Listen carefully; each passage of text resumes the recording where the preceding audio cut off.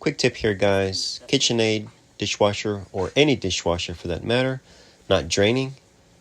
Lay it on its back. Check your pump. Make sure your pump is clear. You probably have something caught in there. There it is. That's the pump.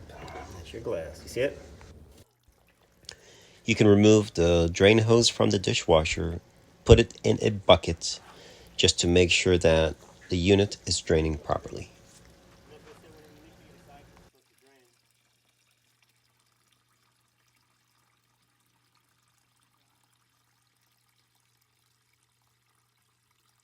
Been in there for a few days. You can smell the. Yes. Yeah. And that was clean water, though. It's not bad. I just know the smell.